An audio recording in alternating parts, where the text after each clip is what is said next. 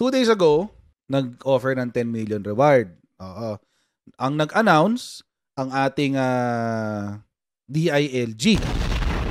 Oo. Si Benher Abalos. Tapos, sabi niya, ito rong 10 million peso na reward was pulled from different private individuals.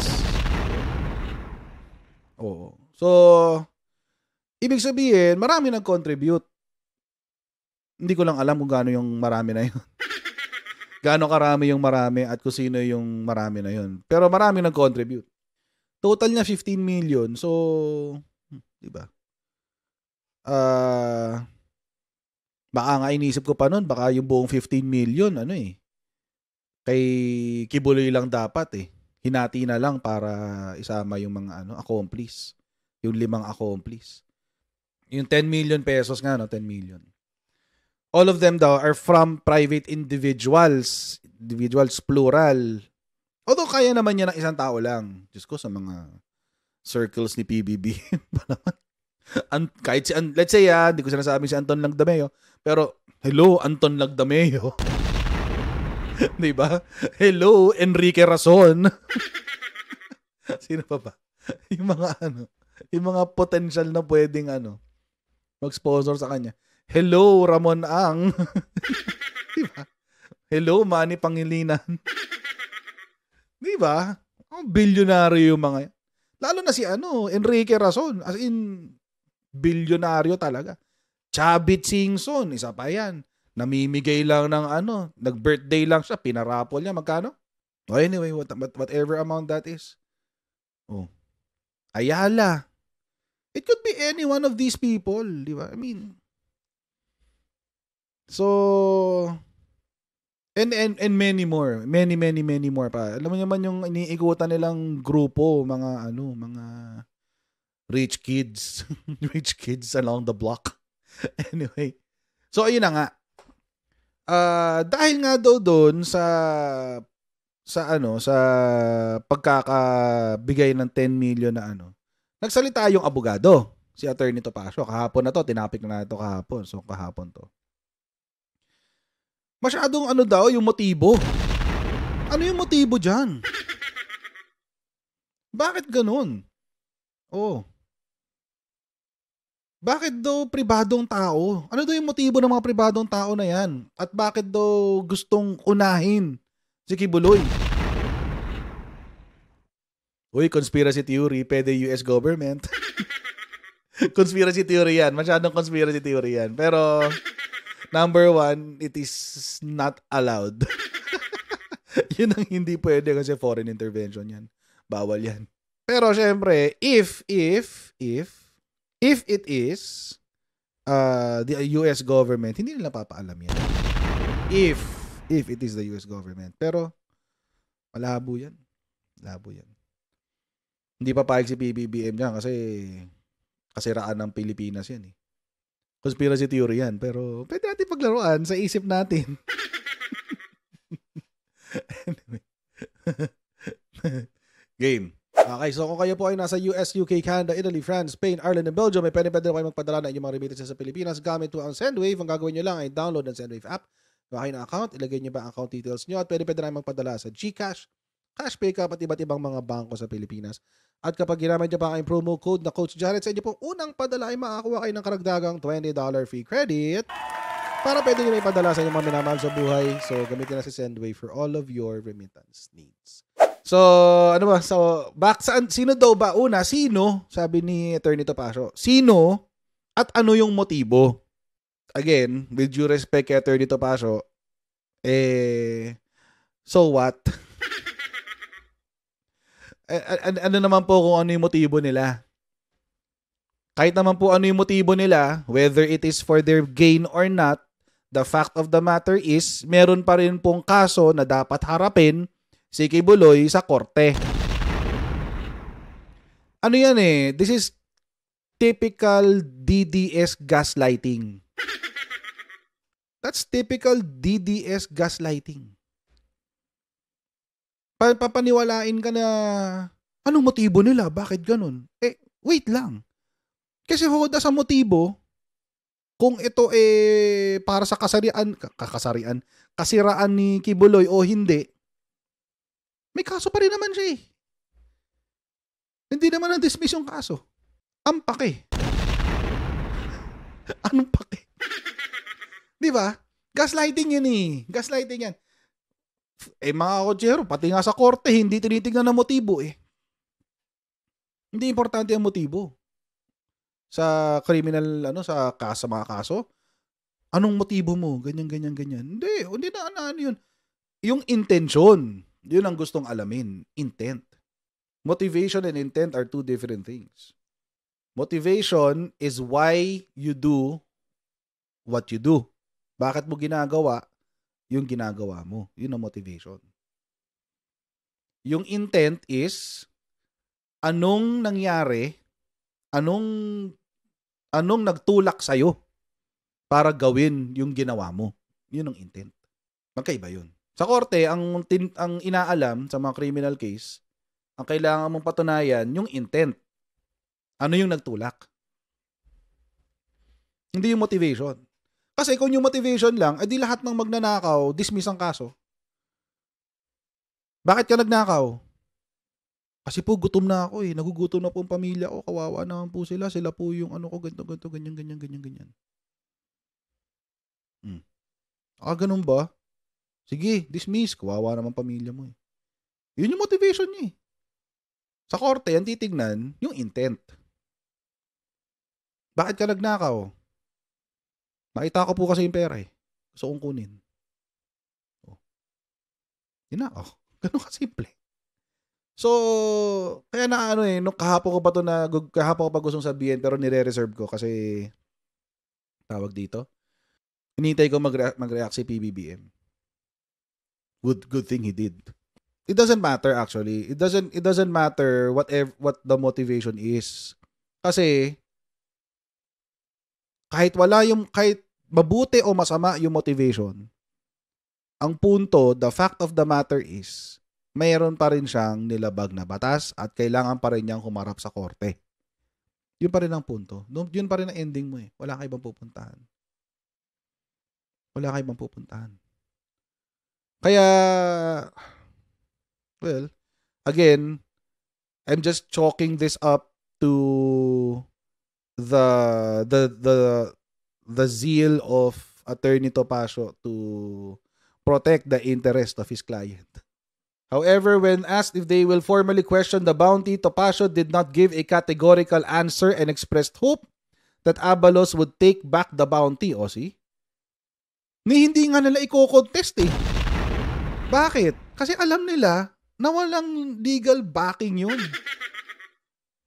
Walang legal precedent sa pag-contest ng tawag dito ng reward. Anong gagawin mo? Pupunta ka sa Supreme Court? Magpa-file ka ng petition for certiorari under Rule 65? Tapos ang sasabihin mo sa Supreme Court, kasi ang DILG acted beyond its jurisdiction, in excess, beyond and in excess of its jurisdiction. Bakit? Nagbigay po kasi sila ng reward eh.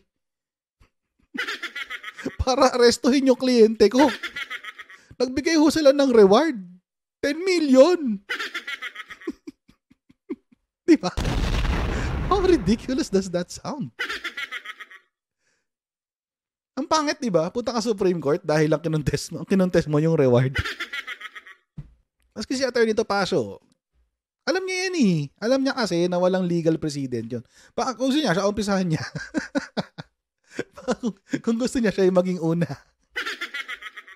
Kaya ang asa na lang niya, siguro naman makikita niya, maybe he will see the error of his ways at bawiin niya yan. Kunin na lang ang pondo ng gobyerno at ilagay sa lugar yung amount. Diba? Nagreklamo siya. Galit na. Di ba yung pinanood nating video kahapon? Galit na galit siya dun sa nag-i-interview. Galit na galit siya. Tapos, ang ending ng gusto niyang gawin, hindi. Sila, gusto ko bawiin nila. Pero tungkol nga dito, mga kotsero, ulitin natin ha, wala pa hong legal precedent that As far as I know, sa mga nababasa ko sa law school, hindi ko pa alam, baka may mga mas batikan ng abogado sa akin. Siyempre, mga mas matagal na. Hindi pa naman ako abogado eh. Yung mga mas matatagal ng abogado, baka meron silang alam. Pero parang wala pa yata ako naririnig. So, as far as I know, and as far as legal precedence is concerned, hindi po bawal mag-issue ng reward ang isang private individual. So, tulad nga ng example ko kahapon, paano kapag yung anak ko nawawala? God forbid. Tapos, magpapareward ako. Bawal yun. Kailangan mag-request pa ako sa DILG. DILG po, okay lang po ba na humingi po ako ng reward? Kunin nyo po sa budget nyo. Okay lang po ba yun? Kahit 1 million. 1 million po kasi gusto ko ipa-reward sana eh. Kaya nyo po ba yung 1 million? Diba? Gagawin ko pa ba yun? See how ridiculous it sounds. So, as far as I know, wala pa ako nababalitaan na bawal ang bounty. At bawal magbigay ang private individuals ng bounty. Lalo na kung gusto naman tulungan lang yung gobyerno, di ba? Kaya sumagot na si PBBM dyan. Sabi niya kay Kibuloy, magpakita ka na lang. Ang bargas ko, di ba? Ang gaspang ko. Ang gaspang ko dito ng slide. Magpakita ka na lang. Ito yung balita. Hinahanap ngayon, walang iba kundi si Pastor Apollo Kibuloy. Mismong si Pangulong Bongbong Marcos na ang humamon sa kanya na magpakita na at harapin ang mga kasong ipinupukol laban sa kanya. Nasa frontline ng balitang yan, si Ria Fernandez. Bakit hindi? Bakit hindi? They want to help us bring a fugitive to justice. Yan ang sagot ni Pangulong Bongbong Marcos sa kampo ni Pastor Apollo Kibuloy na kinukwestiyon ang pagtanggap ng Department of the Interior and Local Government o DILG ng tulong mula sa mga pribadong individual para mabuo ang 10 milyong pisong pabuya sa sino mang makapagtuturo sa kinaroroonan ng pastor. Naharap si Kibuloy sa mga kasong child abuse and exploitation at human trafficking. Unang iginiit ng legal counsel ni Kibuloy na si Attorney Ferdinand Topacio na dapat sa pondo ng gobyerno kinukuha ang pabuya. Kailangan din daw isiwalat ng DILG kung sino ang nagbigay ng reward. Dapat po malaman natin ang motibasyon ng mga taong yan kung bakit parang pinapauna nila yung warrant ni Pastor Kibuloy sa napakalaking pabuya when there are other persons accused of equally grave or even graver offenses na hindi naman ganyan kalaki ang pabuya. Wait. Magulo na sila. Masyado nang magulo yung ginagawa nila. So, ano bang issue? Ang issue ba is yung laki ng reward? Yung laki ng reward? Or dahil, or wag siya unahin. Ano, kasi, ang weird eh. Sorry kasi, ang sinabi kasi ni Atty. Topacio, para daw pinapauna si Kibuloy. Dahil daw dun sa laki ng halaga. Napakalaking pabuya when there are other persons accused of equally grave or even graver offenses. Why is that your concern? Kliyente nyo ho ba sila, sir? Kliyente nyo ho ba yung other persons din na yan? I mean, di ba? Kung ang i-argumento mo is dahil sa reward na yan, mauuna yung kliyente ko sa ibang kriminal, ha?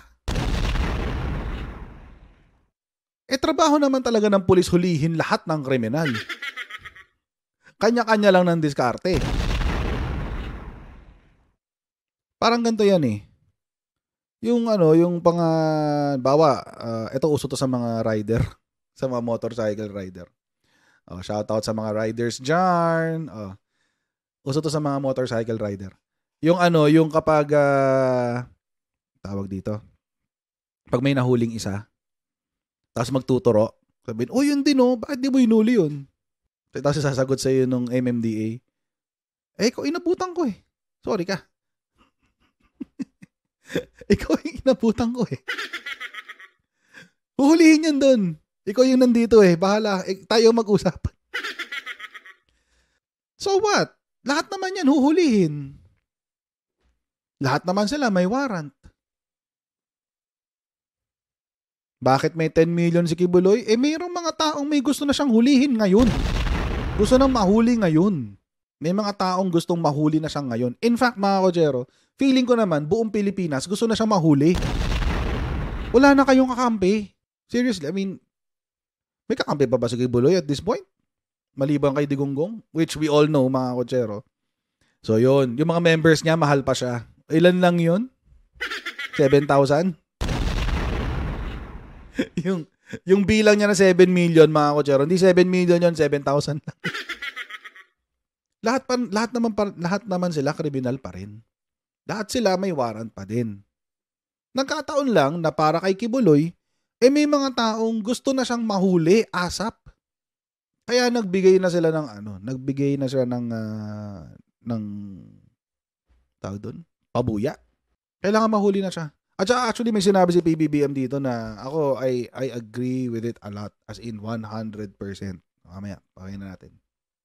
Na hindi naman ganyan kalaki ang pabuya.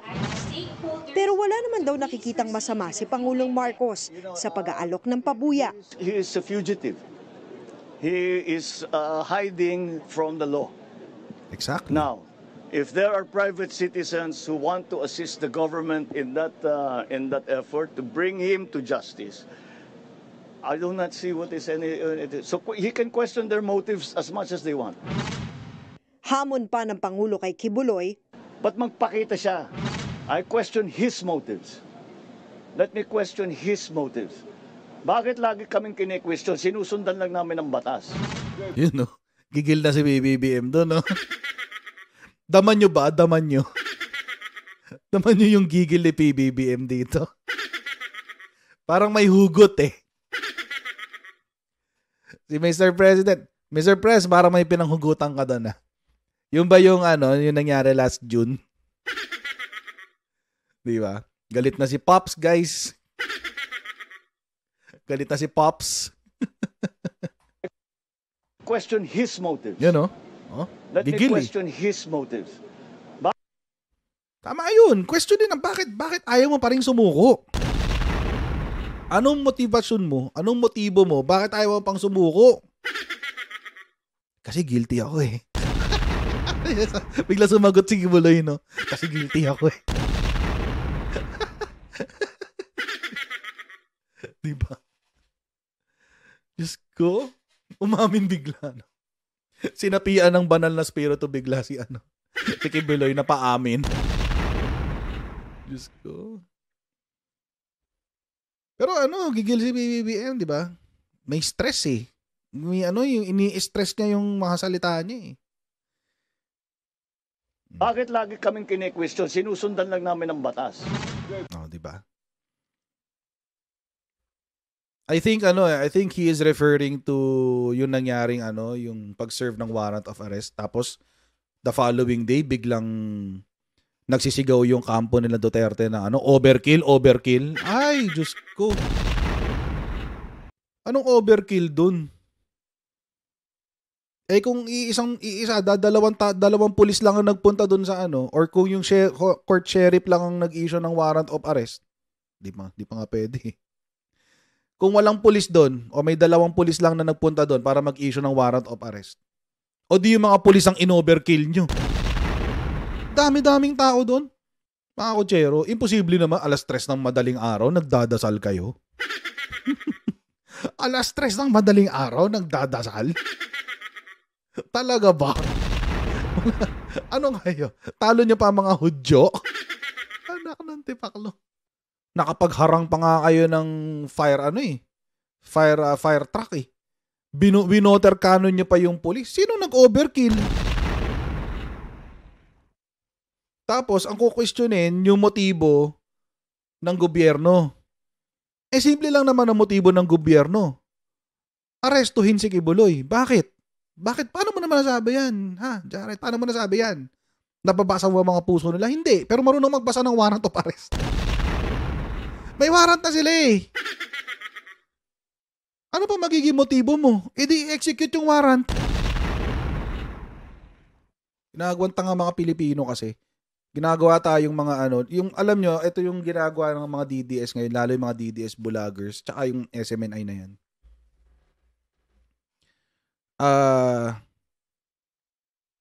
Gumagamit sila ng mga strategy para paisipin tayo na mali yung ginagawa ng gobyerno kay Kibuloy. When in fact, everything is being done by the book. For example, yung arrest na yon, sasabihin nila, wala kang search warrant, di kayo pwedeng pumasok. Magsaserve nga ng warrant of arrest eh. May warrant of arrest ka na. Hindi naman naka-indicate sa rules of court na kailangan kailangan magkasama yung warrant of arrest tsaka search warrant. May information na nandun sa loob ng bahay na yun si Kibuloy. So they follow the book, tapos sila pa rin nagmukhang masama. Yun yung sinasabi ni PBBM. Nag-i-implement na kami ng batas. Tapos ko-questionin nyo yung motibo ng administrasyon. As if si PBBM ang kailangan humarap sa korte. Sino man dapat humarap sa korte? Kung DDS ka, wala. Hindi mo iisipin yun. Isipin mo, kung ano yung sasabihin ng mga DDS vlogger sa paligid mo. Pero kung if you're a critical thinker, isipin mo, bakit ba ayaw niyang sumuko? May warrant of arrest na siya. Bakit ba pinagtatanggol pa rin ng mga tao yung pagtatago niya? Pugante na nga siya. Pugante.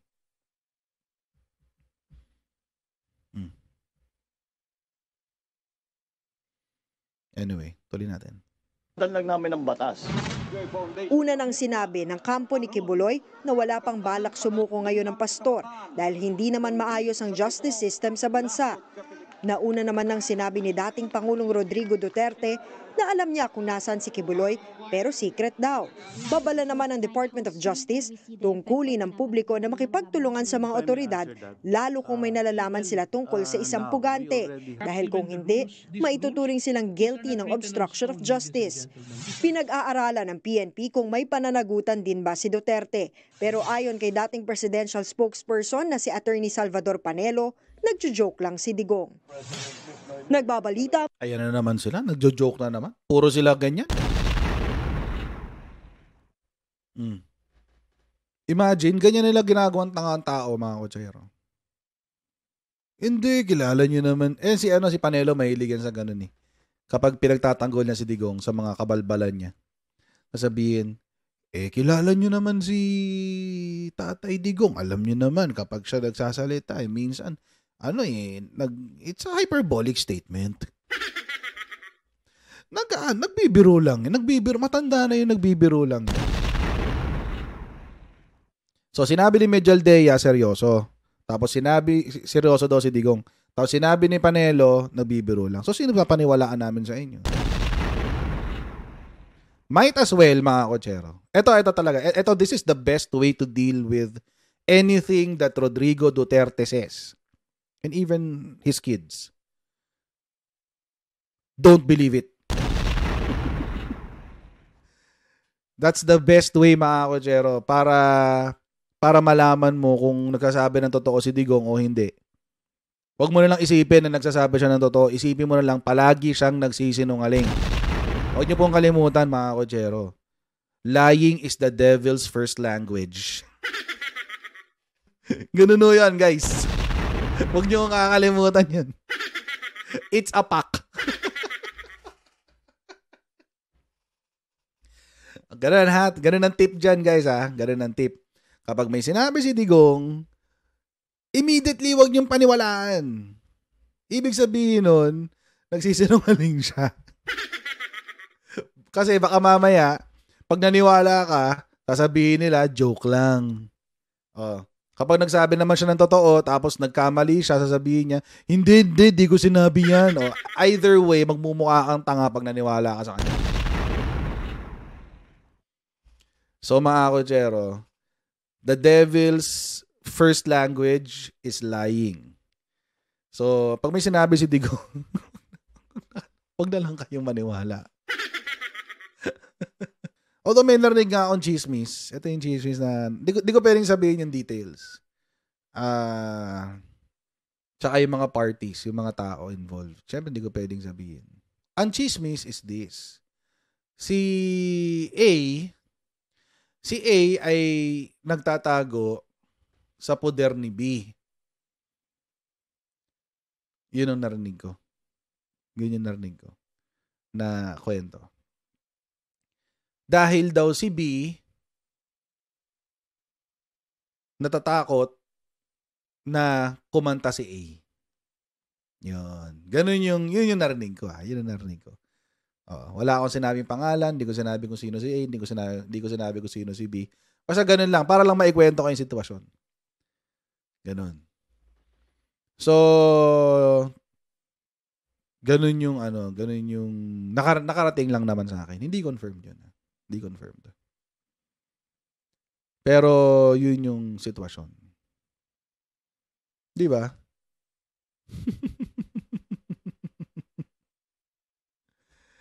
So, yun yung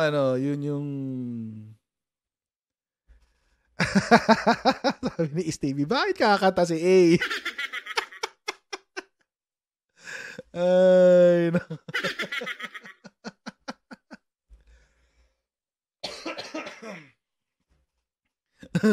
Barry Boke. So, yun. Nasa C na. Tapos si C. Joke. Anyway. So, yun yung kwento. Yun yung yung nakarating sa akin. Although, it's not confirmed. Kwento-kwento lang naman. Pero, alam niyo, nakakatawa sa lahat ng mga pinagsasabi nila.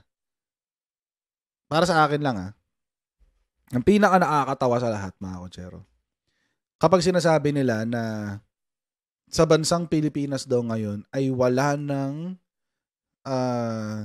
tawag dito? Wala ng justice system. Yan.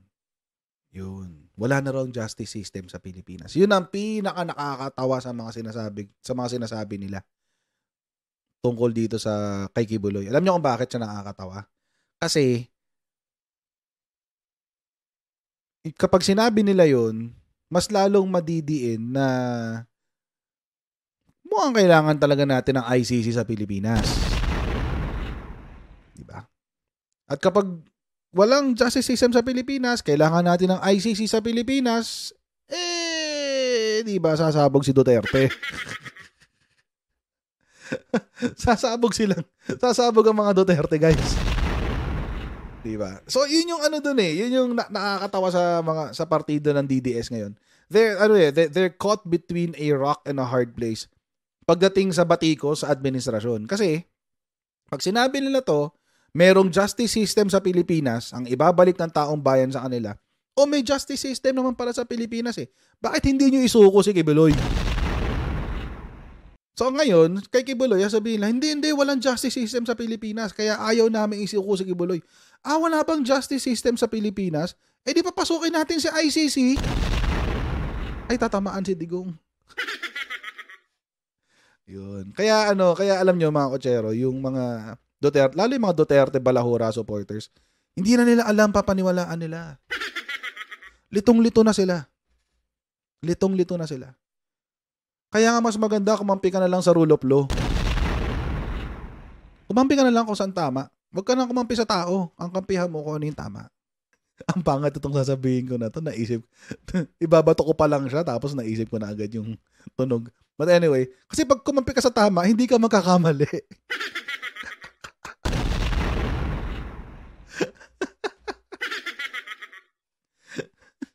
Diba?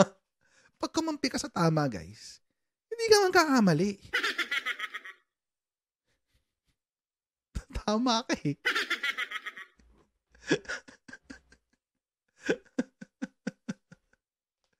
So, yun. Mahirap. Sabi ko sa inyo, kapag Lenny Robredo lang.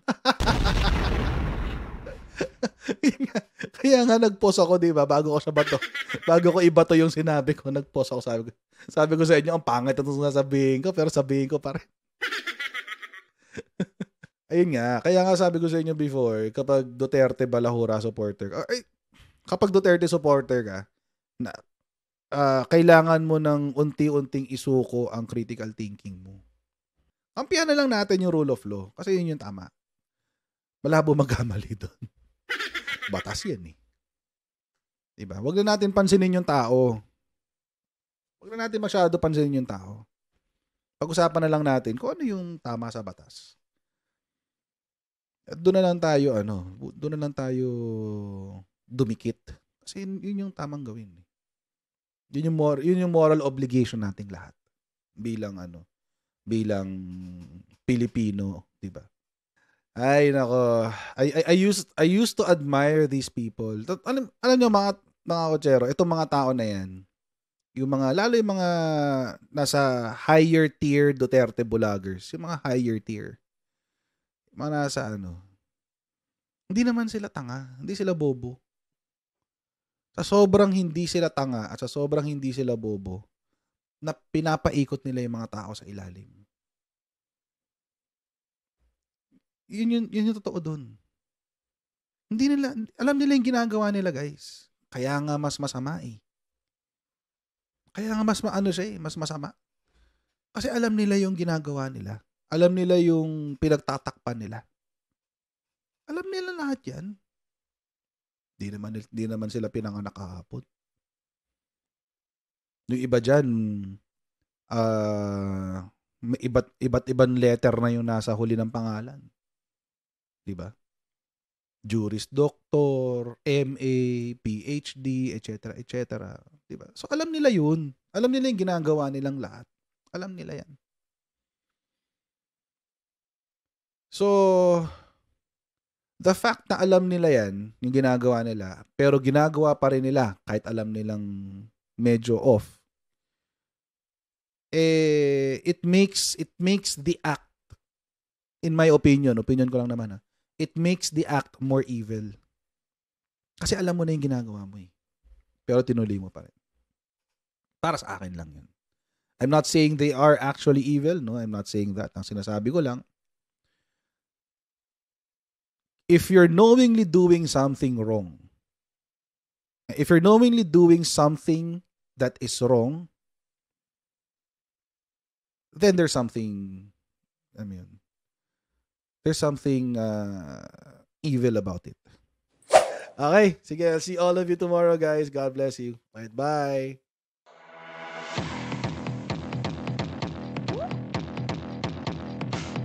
Pag ganun, huwag natin gawing tanga mga Pilipino. Mas maganda kasi nasa lugar ka ng tama kaysa yung pinipilit mo yung pagkakamali.